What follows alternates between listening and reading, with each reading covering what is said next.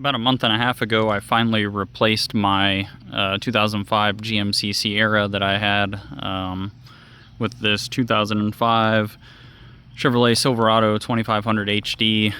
It's got the LLY Duramax in it, the 6-foot standard bed.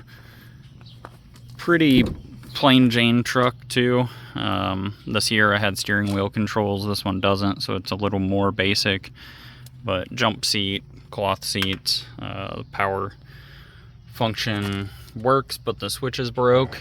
It's got like 240 something thousand miles on it, so it's got about 100,000 less than my half-ton Sierra had on it. Windows have been tinted, the side moldings have been removed. It's got these 18-inch XD wheels on it. Somebody did a very poor job of spray painting the clearance lights up top.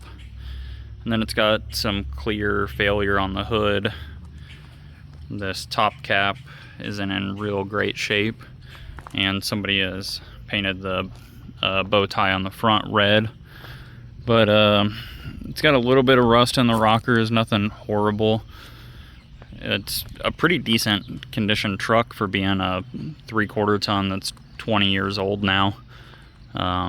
It's got a bunch of the stuff that you do to a Duramax for reliability, and that's really about it.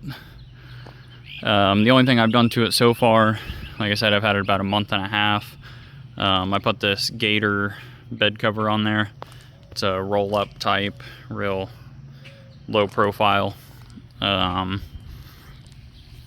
Yeah, I've been loving it so far. I've used it to tow a Jeep home, and I've towed my boat with it, and hauled stuff in the bed. The truck does great. It's got a few little things I'd like to fix. I want to do this video before I got too carried away, that we're gonna start changing some stuff real soon. I've got some parts in boxes and more stuff on the way, so I'll post some updates as I go.